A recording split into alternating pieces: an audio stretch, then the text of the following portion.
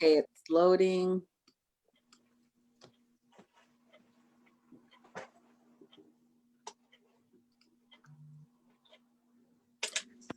Alrighty, we're live. Well, good afternoon, everyone. Welcome to our Native Wellness Power Hour. We are in week 22. We have completed over 140 Native Wellness Power Hours. I can't believe that. And this is the Native Wellness Institute's response to the pandemic. We knew that and already traumatized people would need uplifting messaging and positive programming just to help in our own personal well-being. So we've done lots of programs on all kinds of topics. And today we're happy to be here just to talk about moving through grief. And the Native Wellness Institute, we have experienced our own loss. The pandemic has hit the Native Wellness Institute, as we've been saying. And our dear beloved elder and friend and mentor, Mr. Charlie Tailfeathers, has passed away last Saturday. And his family buried him on Sunday. And you know, we're grieving, and we wanted to come together in a good way as staff members and his fellow board members, and just honor him and just to talk about grief and loss. We know that lots of loss has been happening related to COVID and not related to COVID, and we felt that this was a good topic for us to come together in a good way and talk about today. So we're happy that you're here, and we encourage you to share the live stream so that others can tune in and join us today. And we want to start in a good way. And before we do introductions and all that, I just want to ask Jean, just if you could sing an honor song for our beloved elder and all of our other people that have passed from this virus. Oh.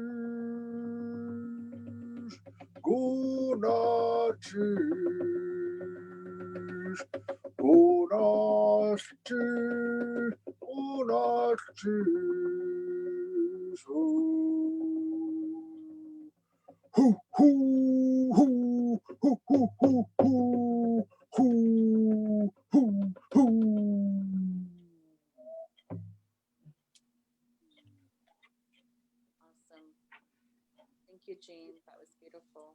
Thank you, Jean. Oh, Thank you, Jillene.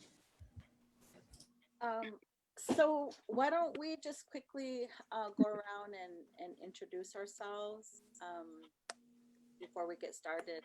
So Theda, do you want to go first? Thank you, Jillene. Well, Oki, Nixikoa, Nistuni Daniko, Makoyo Sokoi. My English name is Theda NewBreast, and I'm living on our territory right now, the Sixakeatipi, the Blackfoot Confederacy territory, and I'm part of this team that you see on this Power Hour, and we're very honored that you're joining us.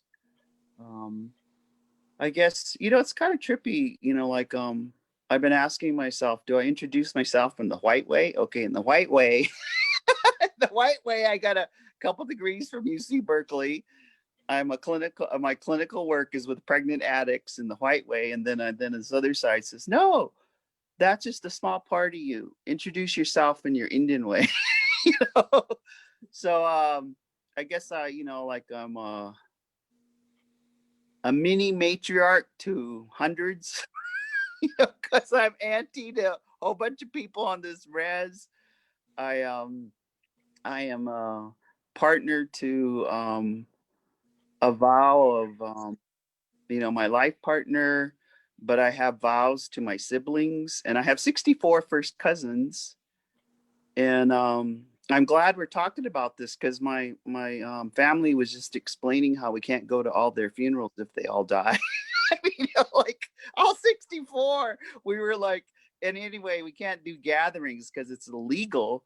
So part of my introduction is I'm just honored to be with you guys, and and thank you, Jean, for singing that song. And I because I live not too far from where Charlie was born, and I've been thinking a lot about that. Because like grieving, like if we're born somewhere, do we go there, or do we get buried in Los Angeles or something? There's all these thoughts. Grief makes you think about a lot of things that are sacred and precious. And so I'm just happy to be here, because I'm happy that I could breathe good, and I'm really grateful for my life. And so I'll just say that much. That's part of who I am. Thank you, Jillene. Thank you, team. Awesome. Thanks, Theda. LoVina, do you want to go next?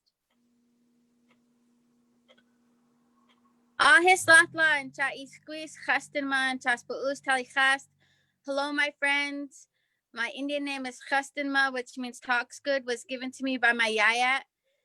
I'm from Tishtichuamsh, Nimipu, from my mother, Jeannie Louie.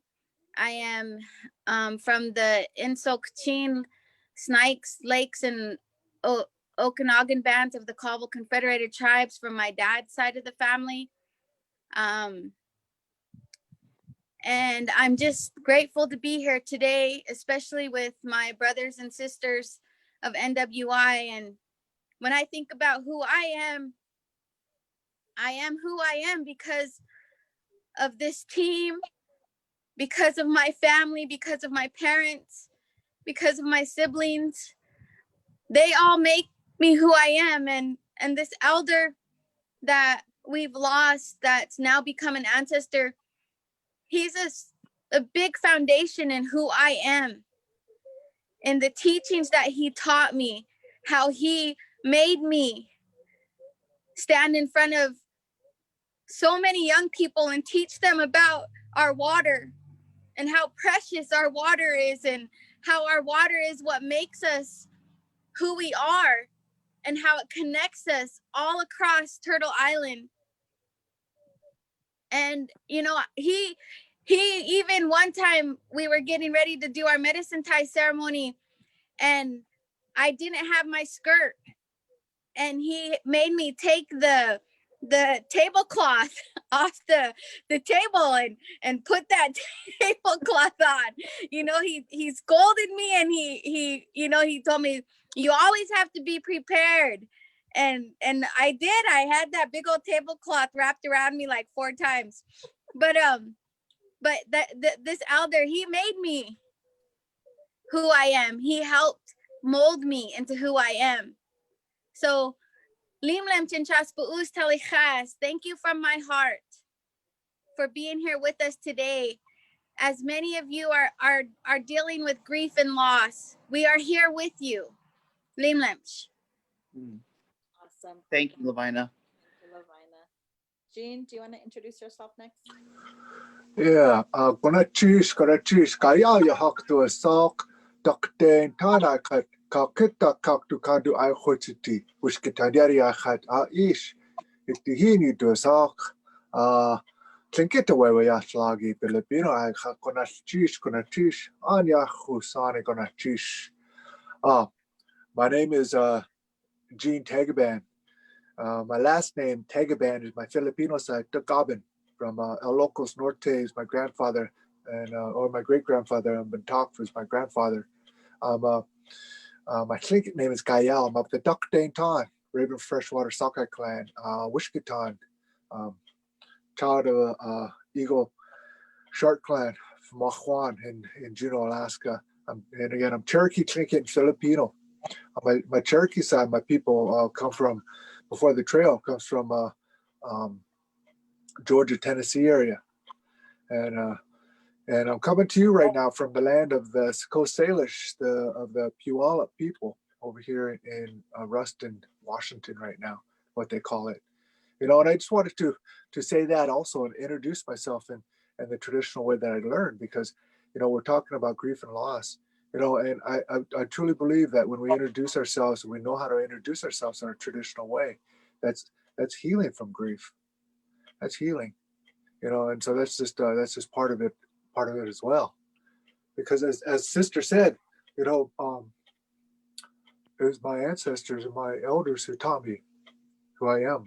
I wouldn't be here without them, you know, and so to honor them by teaching, and they're what they've taught me as well. So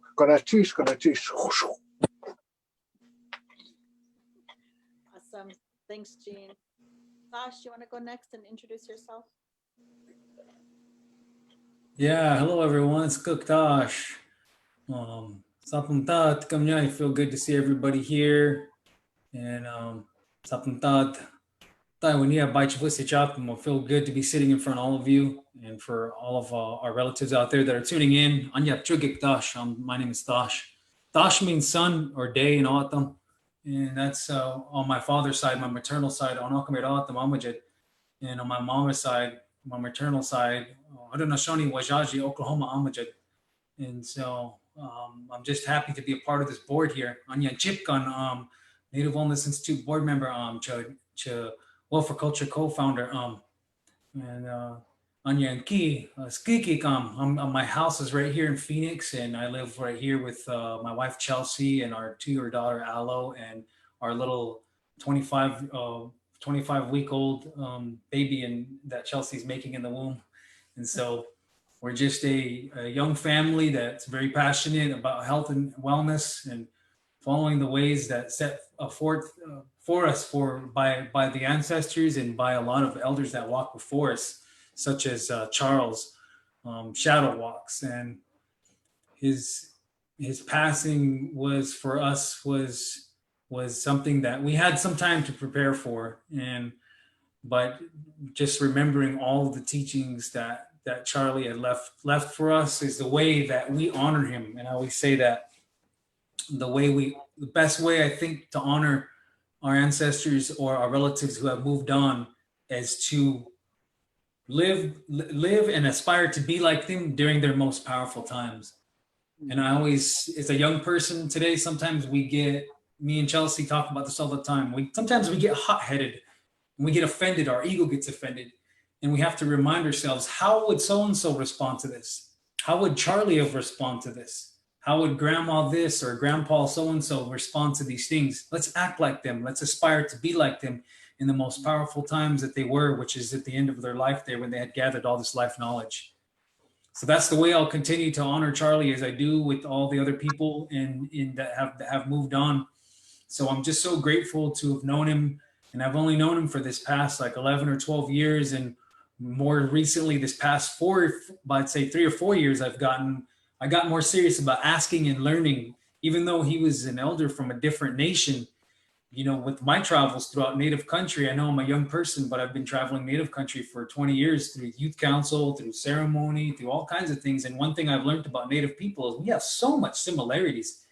And I think people are always careful not to pan-indigenize, but what's powerful is that we have all these similarities, and you can learn things from elders from other nations. And you go home and you say, how was our teachings in reference to this or that? Or that's just like our people. And so it's important to make those connections with people from other places. And so that's, for me, how Charlie has been very impactful on my life. And I'm just so grateful that we had that time with him. But I have much more to share, but we'll come back to it. I just want to pass it on off to Robert real quick and let us get through our introductions. Then we can start sharing about grieving and how we're going about that. So that's all I have to say right now. Awesome. Thanks, Thosh. Welcome, Rob. Glad you got on. You want to Hey, my picture is sideways. I'm trying to get Charlie up there, and my picture came out sideways. Good afternoon. Sorry, I'm just a little bit out of.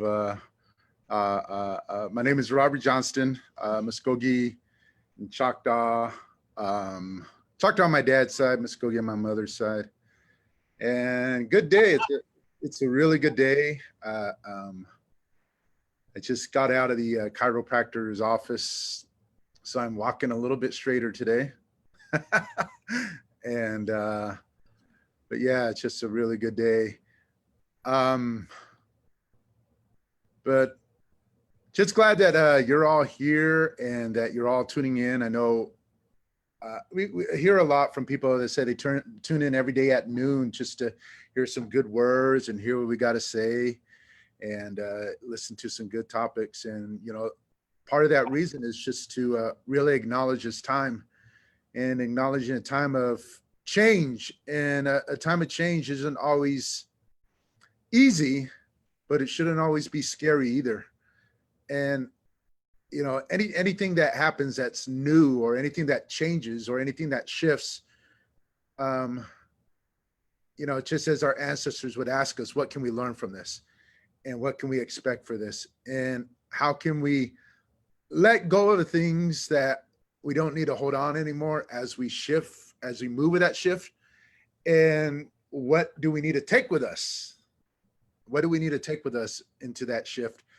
And what's coming to us in that shift?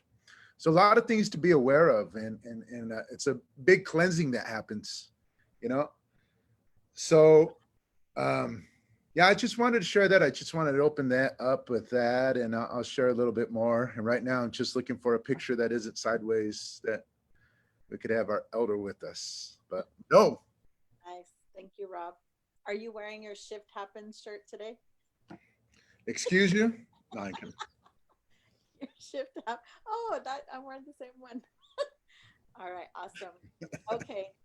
So if you're just tuning in, welcome to our Native Wellness Power Hour. We're in week 22, and today's topic is about moving through grief and loss. And we just had a big loss on Saturday with our elder and mentor and colleague and friend and board member passing. And so today we just want to share our experience. And when we were like putting this week together, we were like, this will be a good topic. Is it too soon for us? Because we're grieving and in the middle of our grief and hurting, and we felt it would be a good topic to talk about. And so here we are. So the first question we just want to ask are, what are your thoughts on grief and loss? What are your thoughts on grief and loss? And then somebody in the comments is saying they're having a hard time hearing us, so maybe we can all clear our throats and talk a little bit louder, and I'll try to turn the volume up all the way. Yeah, Jillene, yours is really low. Okay, what about Yeah, okay, what about now? Is it still low? It's still about the same. I mean, I can hear you. I just have to turn my volume all the way up. Oh, all right. That's all right. It's all right. I'll try to do my outside voice. There's this ding, ding, ding, ding, ding. Oh, that's people messaging me right Oh, now. Sorry. okay. Okay. And then if you're tuning in too, maybe you can turn up your volume on your end. That might help as well. So, okay. So your thoughts. What are your thoughts on grief and loss? So Theda, do you want to go first? Thank you, Jillene. I think first of all, it's not thoughts, feelings. Because when you intellectualize grief, that's really different than feeling the feelings of going through grief.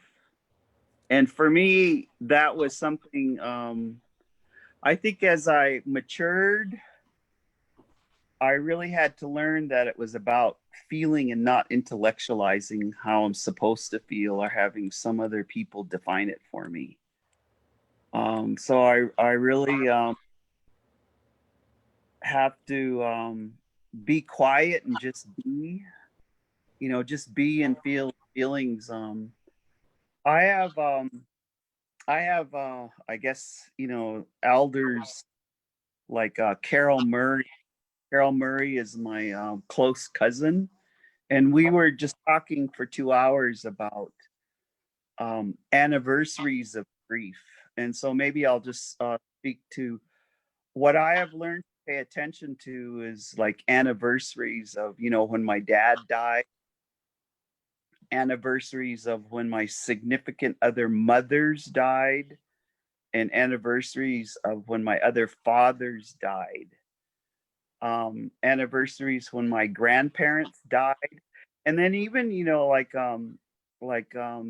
real special I don't know, cousins, the anniversary of their death, because even though my mind, the longest journey is from my mind to my heart, and my grieving happens in my heart. So I've just learned to pay attention when it's the anniversary of their death or other losses, because my body knows it. My feelings know it, that, August 6th is when my father died. So I have to really take good care of myself and not be around manic energy.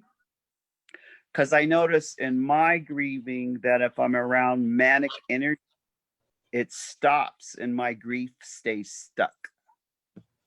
My grief stays stuck and it doesn't.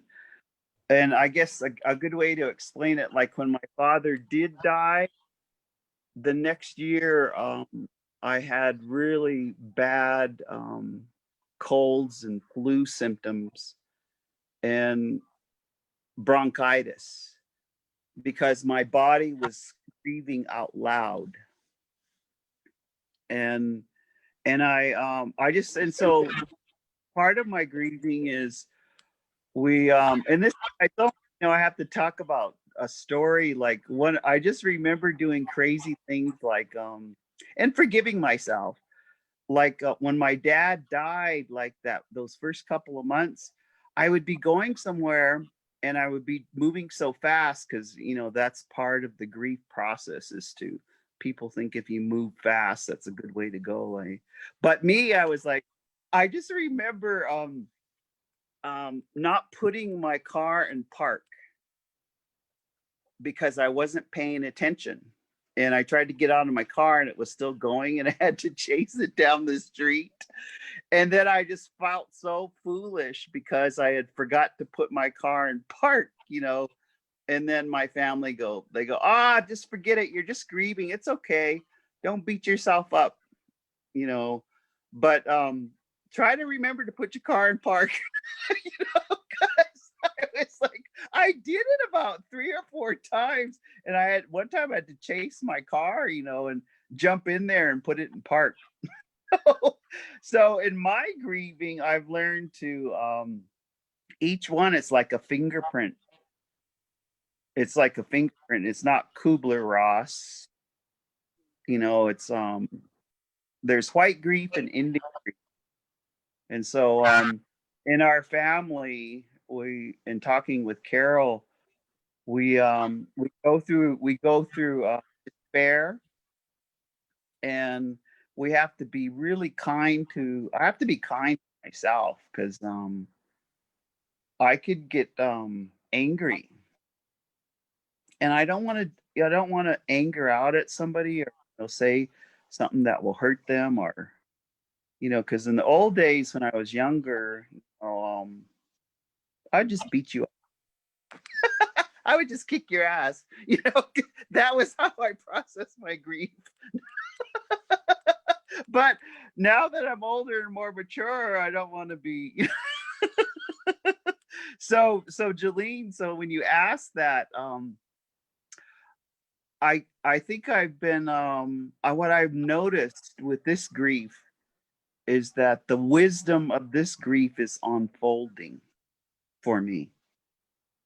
And the wisdom of this grief, like I look to my 82-year-old mom, and like when we tell her someone dies, she cries, and then she just talks about all the good things they did. And then she always says this. She said, "Your work on earth is done." And so I've been thinking, that's how my mom, so I, like even with losing Charlie, I had a suspicion when, he came into our dreams. And when I went out to Heart Butte Mountain, because he was born in a beautiful land, when I was driving around on that land, made some offerings, and I could feel like Charlie was traveling already, but you don't want to, I wanted to have respect for his family, and I stayed in close touch with his close relatives here. He has some very close relatives that, one of his daughters, just like him, she's a CNA, and she works at the nursing home, and she doesn't miss a day. And that's the part, she's still taking care of all of our elders here in the nursing home. And she couldn't go where Charlie was. She didn't, but here she was, so I stayed in close contact with her. And just going to work every day, helping the elders in Browning, Montana. So I anyway, so part of my grief, specifically for Charlie, is her and I made a pact to visit when she's ready, so I could tell her all the good stories about what I saw her father do. So anyway, that's part of.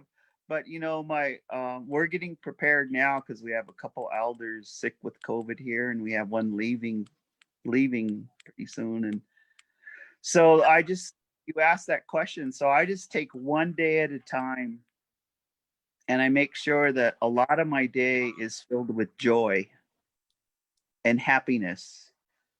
And then I do some, I put out tobacco.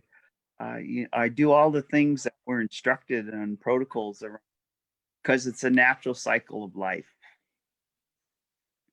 It's a natural cycle of life, and everyone has an expiration date. And so I'll just say that much. I'm honored that you asked that, because I'm just trying to think through my heart right now of how I deal with grief, because I know we have to prepare ourselves for a lot of grief in the coming months. And if I go, I thought, I've been thinking about that. I'm not afraid to die. I'm not afraid. So I've been making gratitude lists. I really make, I'm just grateful. I was sharing with you, grateful for boiling meat. I'm grateful for clean water. I'm grateful that, I got my wood for winter. I'm grateful I'm on the waiting list to get a freezer. We have to get on a waiting list here, because all the freezers have been bought. Everyone in Montana is getting ready for winter, and they bought all the freezers.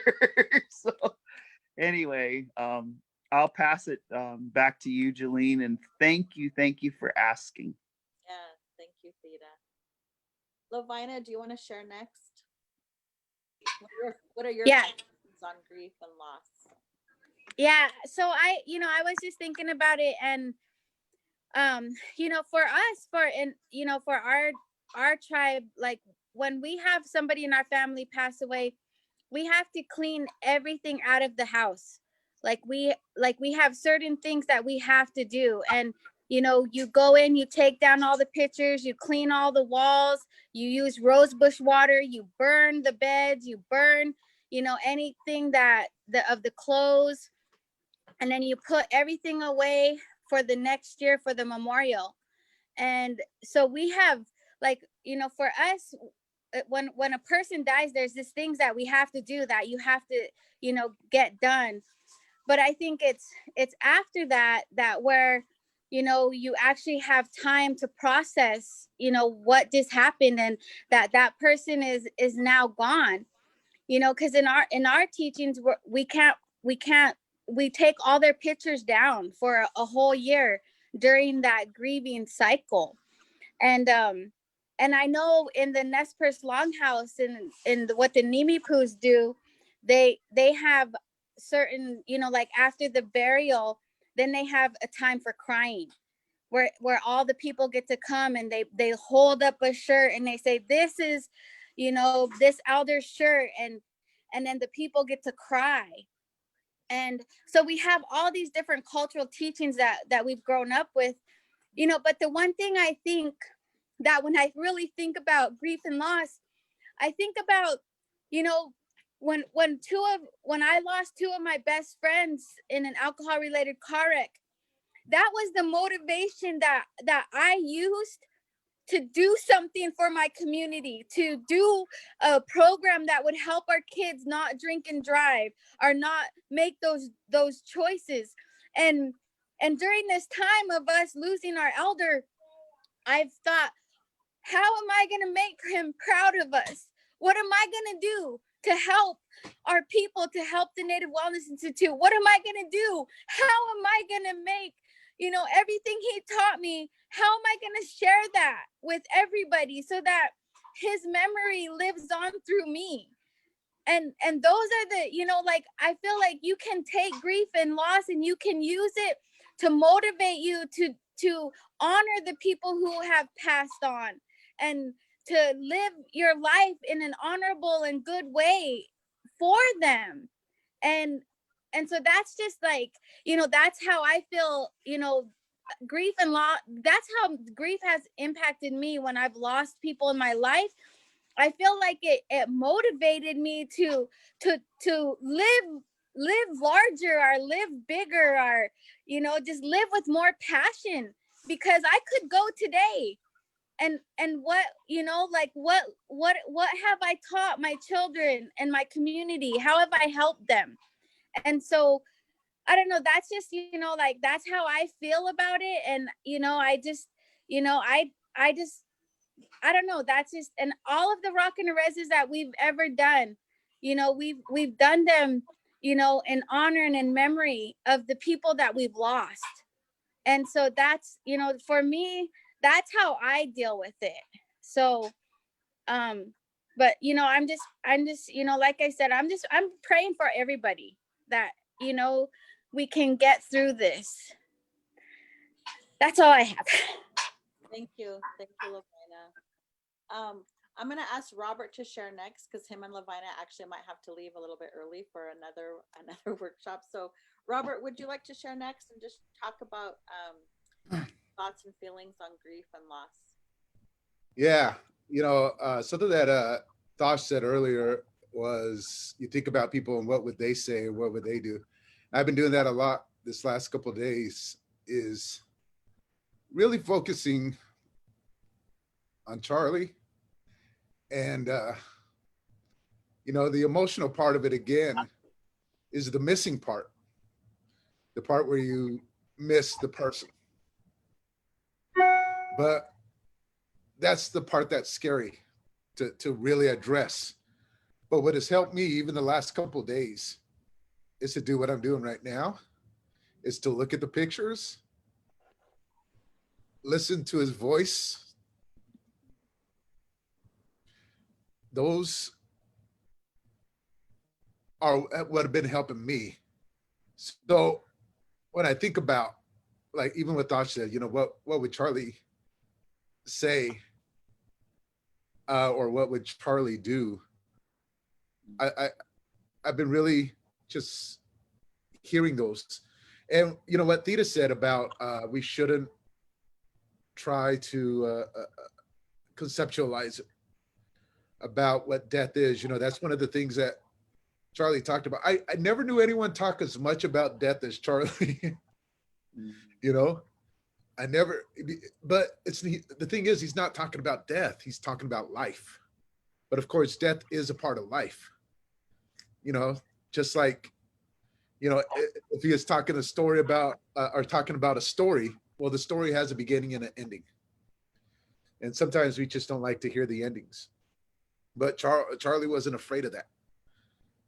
And, you know, the idea of, like, even asking why. Said it's not about why. There's two things that we can't question.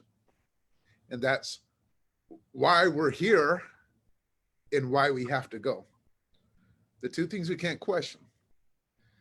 And all that we can do is to learn what we need to learn here, do what we need to do while we're here.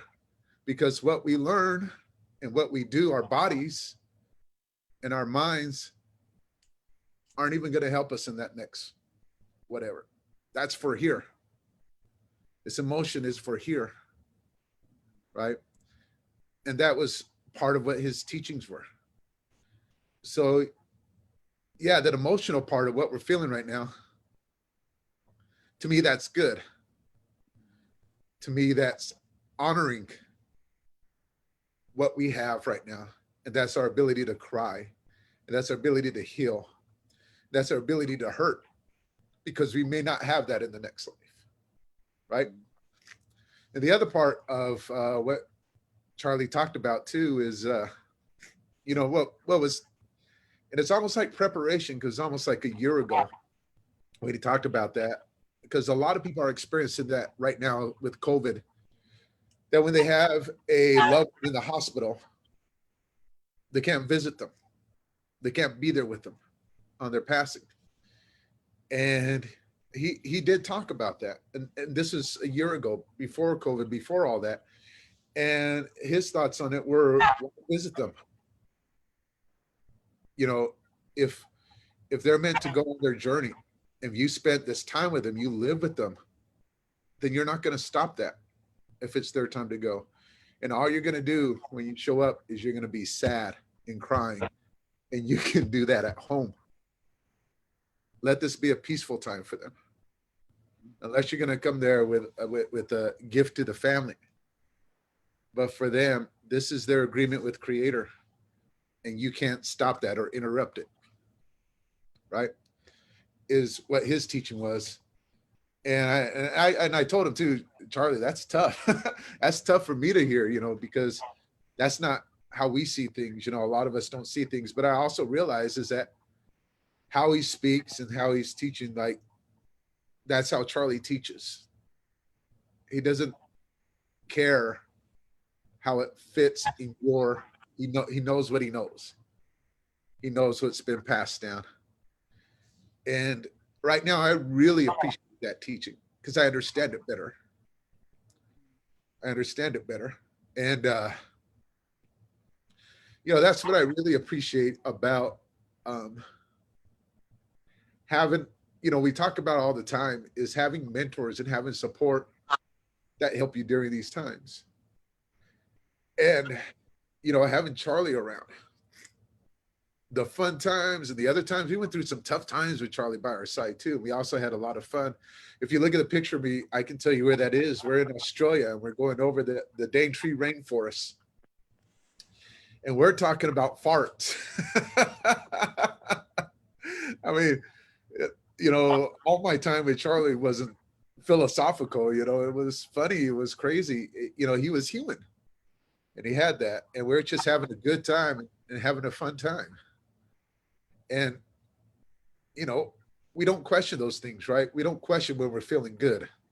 We only question when we're feeling sad. But we shouldn't question. We just allow it to be, allow it to go. And I do know what Charlie would be saying. If Charlie could contact me right now, he would be saying, Robert, this is Charles. Are you awake?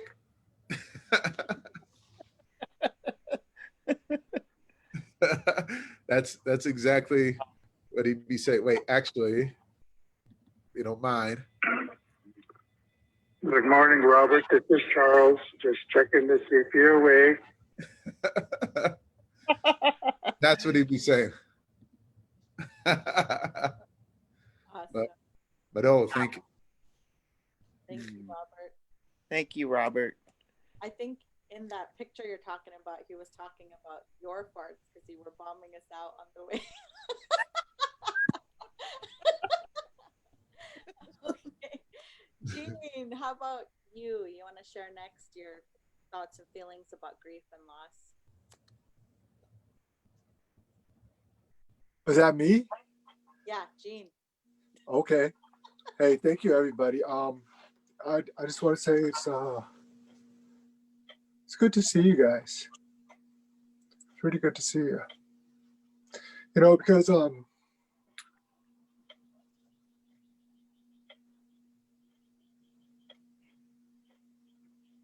family comes in many forms, and in Indian country too. It's like we have extended family in so many forms. And Charlie was like an uncle, grandpa, dad, brother, all wrapped into one, and just all those, and so when I'm talking about grief, when I talk, my thoughts or my feelings about grief, is that, it's real. It's real. And for myself, there's no denying it. I'm going to grieve. I'm going to hurt.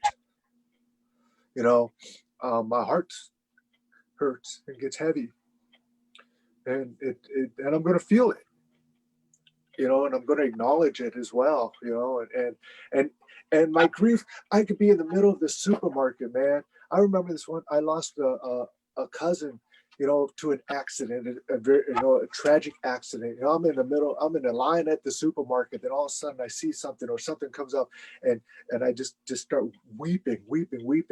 And to be honest, for myself, I don't stop it. That's mine, man.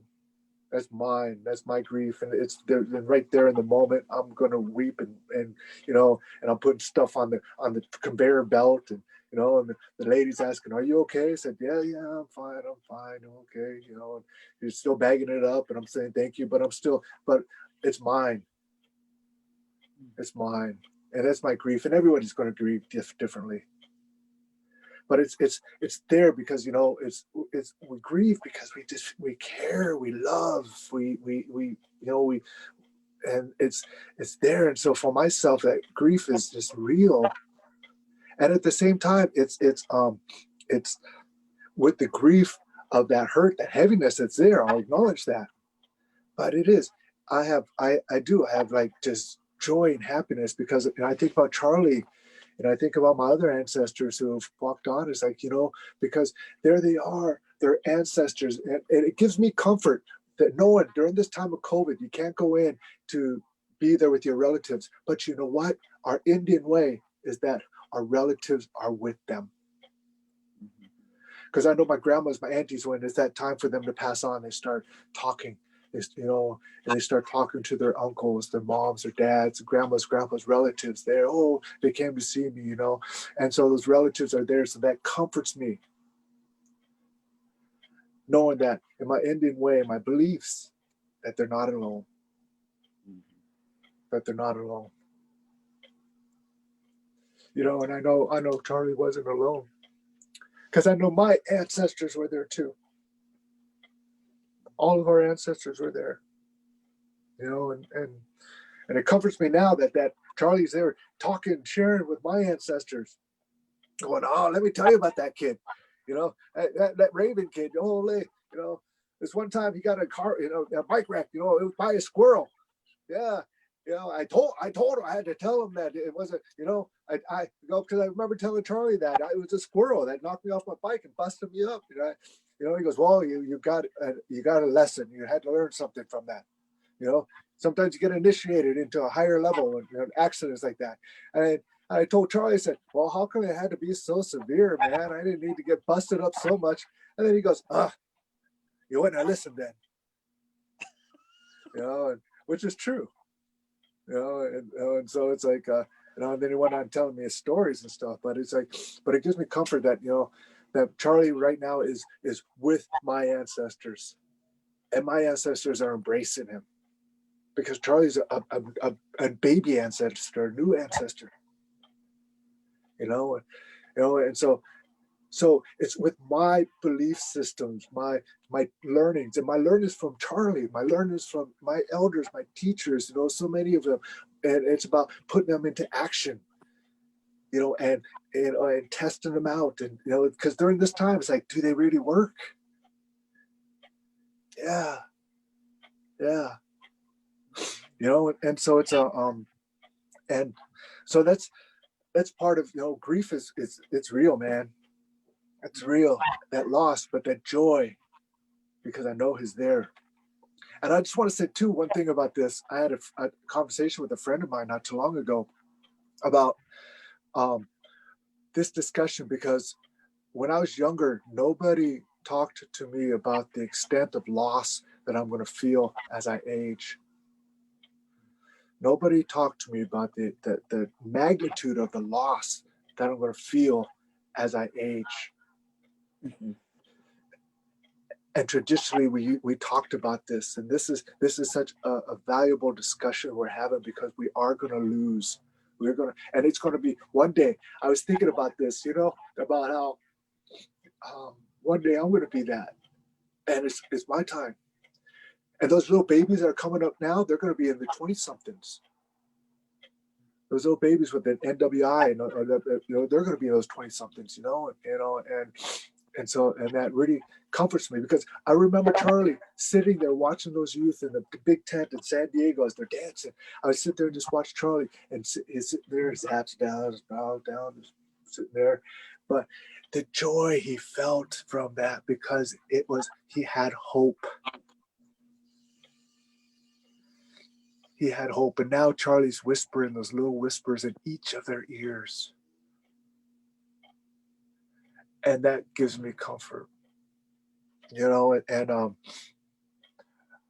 it's my belief systems that really get me through these times.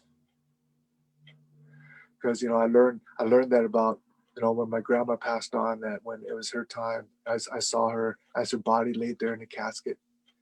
And I went up to her and I looked at her and go, no, this isn't her. This is the home she was in. And I know that there was too much of her to be gone. There's got to be something else, because there's too much of her that it just can't disappear. And that's when I really got into learning more about spirit, ancestors, and that presence. And that's Charlie too, And that's all of our ancestors, and those who we have lost. I have uncles who we haven't even been able to do a memorial for them yet because of this time. And that memorial, that memory, that stuff, that's part of our grieving too. Like right here, us getting together and talking about this, because we are family. And so I don't want to take up too much time, because we're coming to the end of this is like a 2-hour discussion, easy, but I want to give Thosh some time, and to share as well, but that's a little bit of my thoughts on, and my feelings on grief and loss. And so thank you. Good night, Tish. Thank you, Gene. Hey, real quick, everyone, we love you.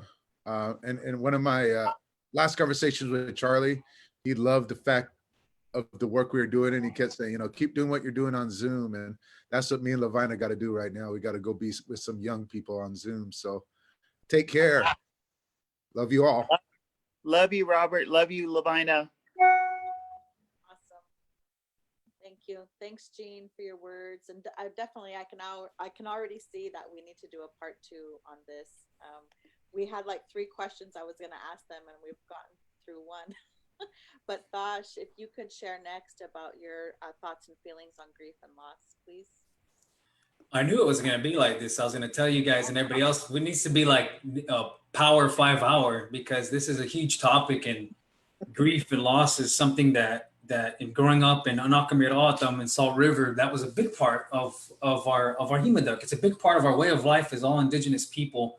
Indigenous people have a very unique perspective on our transition from this physical world to that spirit world.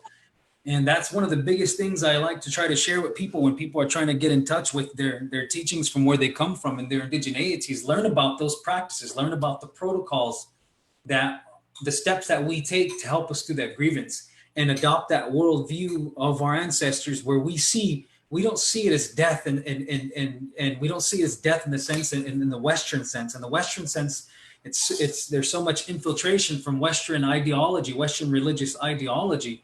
And there's this idea that they are, in some sort of limbo if they did this or that.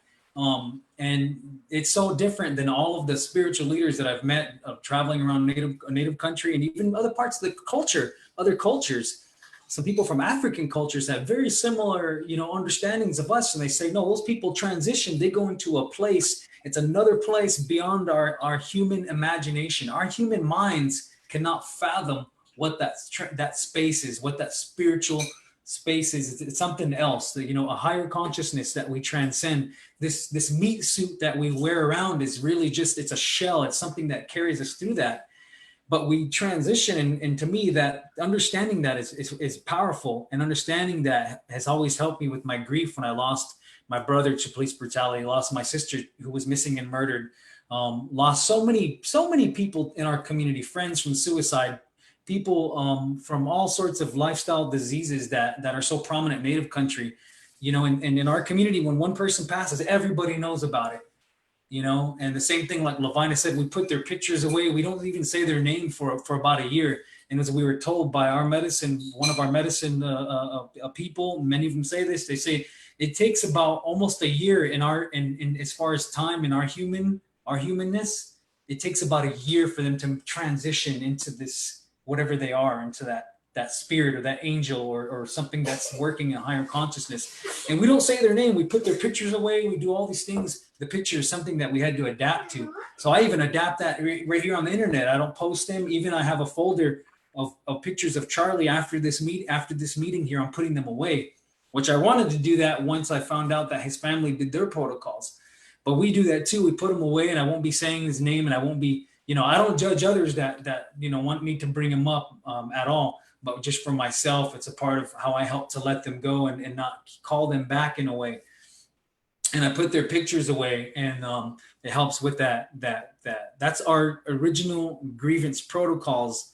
That, in addition to understanding that when they transition, they're going to a place that our human minds cannot fathom. And we're so attached to our human emotions in this world, in this life, but we don't realize that when it goes somewhere else, when we transition, there's no feelings and thoughts and hurt and pain. And even when those people make that transition, they are beyond what we can imagine what they're doing. And we pray to them, we ask them for guidance. And for me, that is profound. And I think that that's a huge shift in consciousness when it comes to shifting from a dominant society worldview to a worldview of our Indigenous people. So I always tell people, learn your protocols, learn your grieving protocols, learn about the songs. All the songs that we sing, a lot of them are about death. It's about going another place. And for us, at sacred time is when the sun peaks up over the horizon. They say that's like the opening for that person's spirit. So that funeral time always happens. It starts early before the sunrise. And then when that sun peaks up, then they start putting them in the ground. The songs are sang, and that's them transitioning.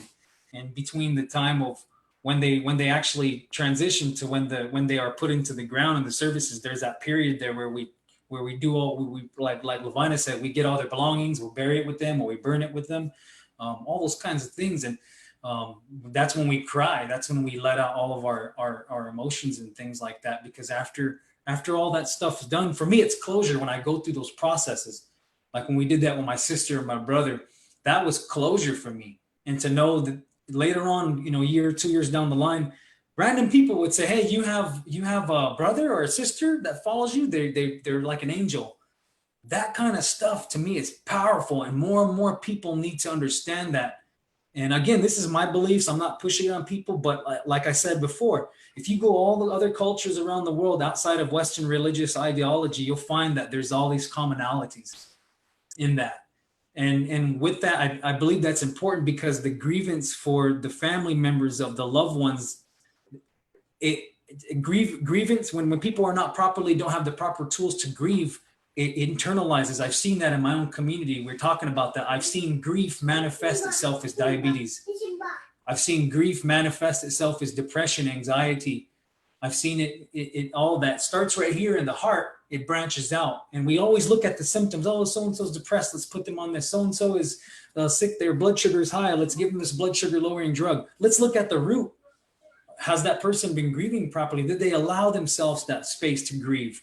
This is something to me that's really important. I see a lack of knowing how to grieve, and it's hurting so much people. So that the issues just continue to go and go and go. But so for me, that was really helpful. And when Charlie was sedated, I knew it, and I told you guys in the email, he's doing things in his spirit, was pieces of it was going.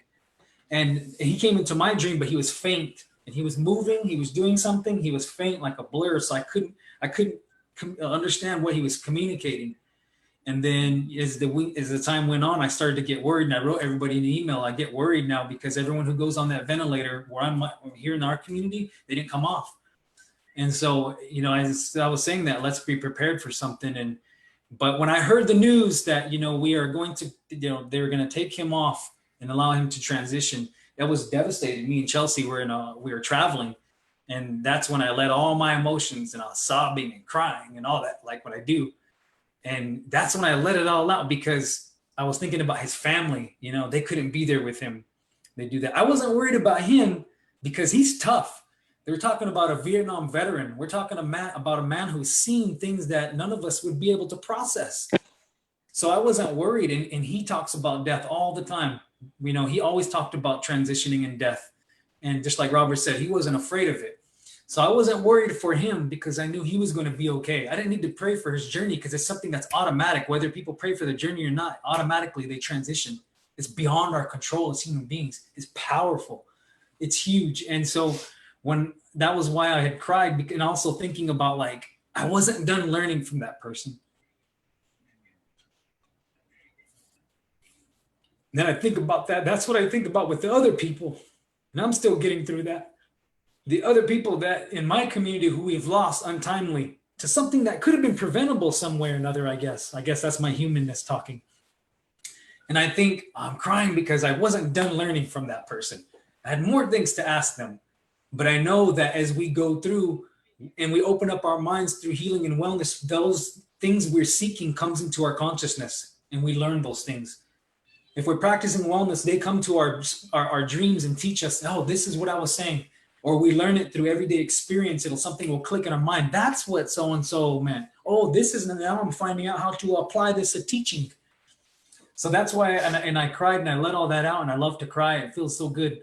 And we cried there, and Aloe, our daughter, comes over. She's so sweet. She just caresses us and she looks at us. It's so precious, but we're in an amazing time, because we're in a time where mamas are caring in our circle and people are passing. That's how it is. That's our world.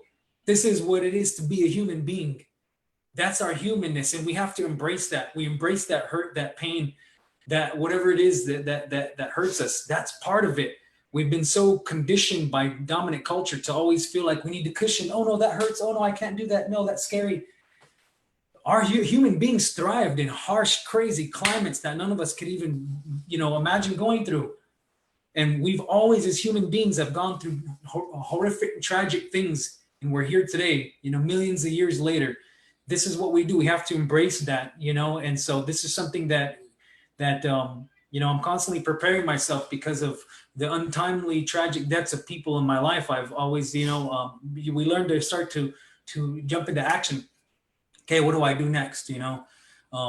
But there's a lot to say, and I just want to, cut it off right there. But I want to say that it's good to hear from each and every one of you, and it's good that so many people are jumping on here, and there's good comments coming in here, and and I'm glad, that when we do these things right here, we're calling a really powerful energy. We're calling a really powerful spirit when we talk about these kinds of things. So make sure everyone take care of yourself out there. Make sure you smudge if you need to.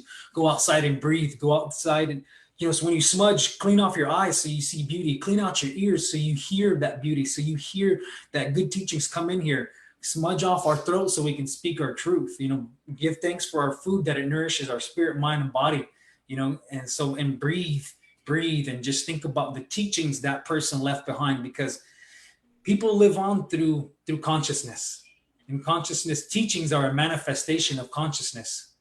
And so I encourage everyone to think about that, live like that person. And even when it gets hard, when you don't want to, when you want to be mad, live like them and act how they would act. So there's a lot, but it makes me feel powerful to live. That's why I work out every day. That's why I get so excited and emotional like this, because when I talk about people's lives and celebrate their life, it gives me so much fire. I want to live. So that's why, that's how I feel right now. But that's all I have to say. So I want to pass it back to you, Jillene. Thank you. Thank you, Thosh. Thank you so much, Thosh. Thanks, Thosh.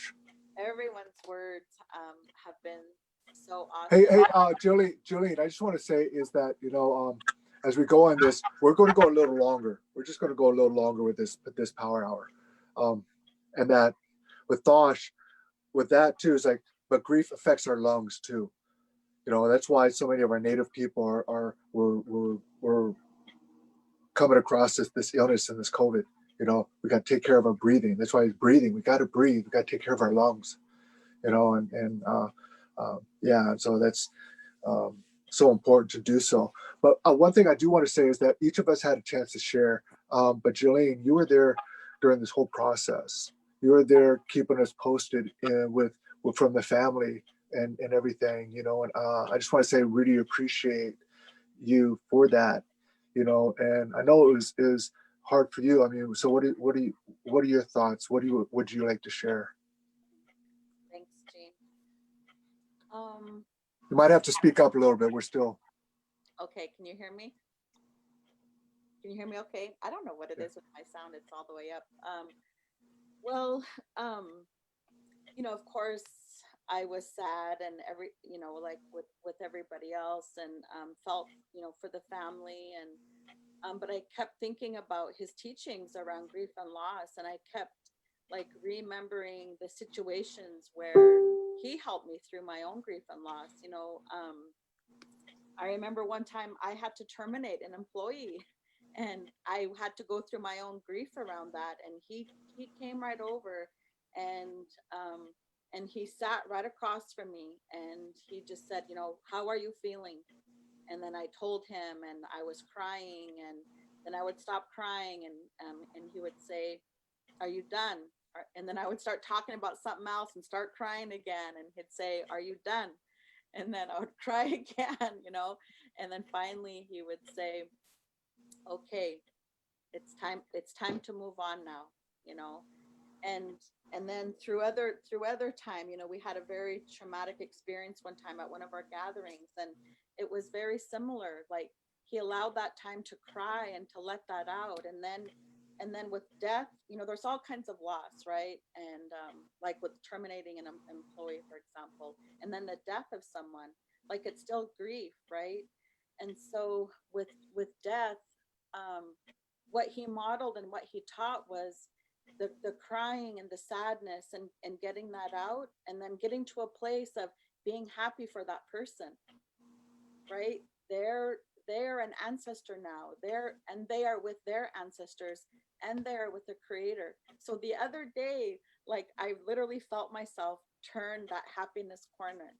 Like, I literally felt myself turn that happiness corner and be happy for him, because the first thing I thought of was, I know that, he lost his mom at a young age, and that's the first thing that I felt, was that he was just embraced by his mom, and I was happy for him. And like, these tears now are like, yeah, there's some sadness in there, but they're happy tears too, you know, and I'm grateful that he gets to be with his ancestors. And I was thinking about that too, Jean, that, you know, he's a baby ancestor now, you know, and so just like he used to boss us around and tell us, that's what's happening to him right now, right? From the elder ancestors. And the other teaching that he taught us is like, you know, when people pass, regardless of their age, they become an ancestor, and their love and their gift keeps going because now we can call upon them for help, you know. And so I think about that too with Charlie, and that we can call upon that. And he, all the loss that he experienced in his life, this is what he modeled, like the sadness, and he got through it, and he moved forward. Like he was the epitome of moving forward. And so that's what I have really been trying to focus on this week, is that moving forward piece. Of course, I will be sad, you know, when I think about him. Sometimes I may shed some tears, you know, but I did turn that happiness corner, and that's what I've been trying to embrace. And you know, the stories that we have been telling here and sharing with each other, and you know, it's just all the awesome times with him, and that has been really helpful too, you know. And then we, you know, we're having ideas about what we can do to be of service, you know, to his family, and how we can continue to support him. And the other interesting thing that happened the other day that helped me turn that corner was the last power hour we did. I shared about how some of my friends and I are getting together, and we're doing a room makeover for somebody just to help uplift their spirits. Well, on Sunday, we posted the flyer about this, and it was like immediate, like as soon as I posted that flyer, like just like I just felt lighter, and I felt happy. Like I felt good. And that was part of me turning that happiness corner, was like doing something else for somebody else that's going to make them feel good. And so, you know, so that was a tool. That was a tool that I use, right? Is like being of service to somebody else. And then it just made me start thinking about all these other things, and, you know, how we can continue to be there for his family and uplift his family, and, you know, which I know that we will do. So that's just some things that, you know, there's so much more. And I know we need to do a part 2 and probably a part 3, 4, and 5 just on grief, right? Because there's so much more to say and to share. But I just want to thank you all, and, you know, I love you all, and thank you for being there for me, and for being there for the family and each other, and all of our people and our friends that are passing of this virus, you know, around. It's hitting our communities, it's hitting our families hard. And we also want to remind and encourage people to be safe, like to stay home if you can. And when you have to go out, wear a mask and practice social distancing, wash your hands, you know, all of that kind of stuff. And then just keep a lookout for the upcoming power hours. We'll definitely do, maybe next week, actually, we'll do another one on grief and loss, so we can continue this conversation and get through some more of our questions that we wanted to talk about and just share. So I want to thank each of you, and I want to thank each of you for tuning in. All of our power hours, there's over 140 of them. They can be found on our Facebook page. They can be found on our YouTube channel. There's all kinds of topics. Sorry about that. There's all kinds of topics. I just hung up on whoever that was. There's all kinds of topics out there to help your own wellness and healing journey. So again, thank you all. Have an amazing rest of your day, and we'll see you tomorrow on the Power Hour.